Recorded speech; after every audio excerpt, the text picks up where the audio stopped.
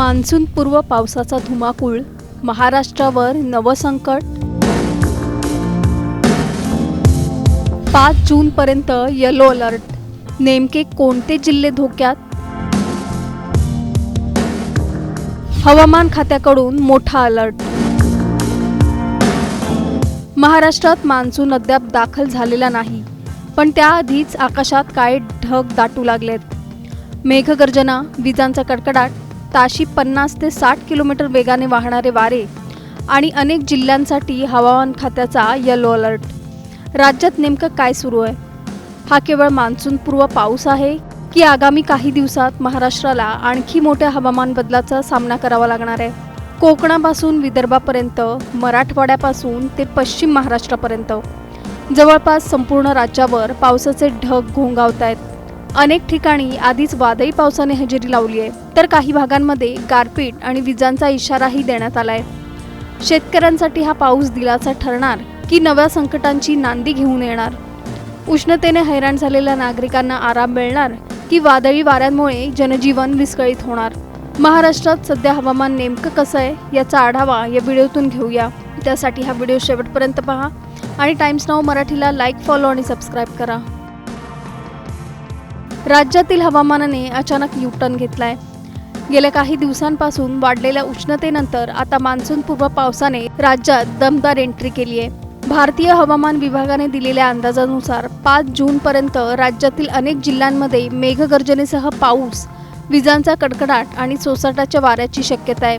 याचा सर्वाधिक प्रभाव कोकण, मराठवाडा, विदर्भ आणि मध्य महाराष्ट्रातील काही भागांवर दिसणार आहे। काही भागांमध्ये ताशी 40 ते 50 किलोमीटर वेगाने वारे वाहू शकतात, तर काही ठिकाणी हा वेग 60 किलोमीटर प्रति तासपर्यंत पोहोचण्याची शक्यता आहे।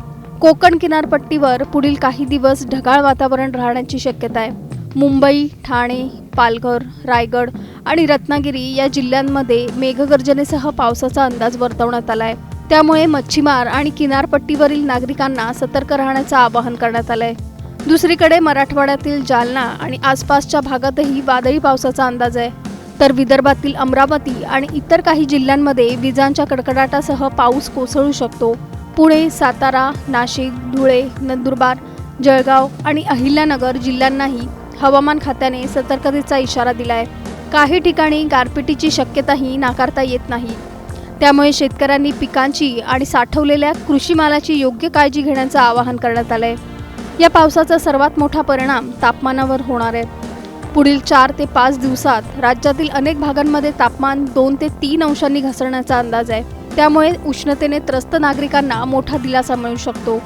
दरम्यान केरळमध्ये नैऋत्य मान्सून दाखल होण्याची प्रक्रिया वेगाने सुरू असल्याचं चित्र आहे। मान्सूनच्या पुढील वाटचालीवर हवामान तज्ज्ञांचं बारकाईने लक्ष आहे, कारण केरळनंतर महाराष्ट्रात मान्सून कधी दाखल होणार याकडे संपूर्ण राज्याचं लक्ष लागलंय। मात्र आता अनेक प्रश्न उपस्थित होत आहेत।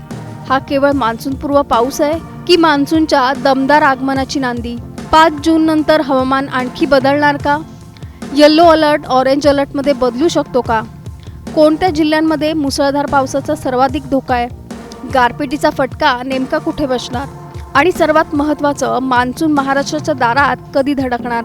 उष्णतेने होरपळलेल्या महाराष्ट्राला पावसाचा दिलासा मिळणार की वादळी पावसाचं नवं संकट ओढवणार? दरम्यान तुमच्या जिल्ह्यात नेमकं वातावरण कसं आहे हे आम्हाला तुमच्या जिल्ह्याच्या नावासकट खाली कमेंट करून नक्की सांगा आणि चॅनलला सबस्क्राईब करा।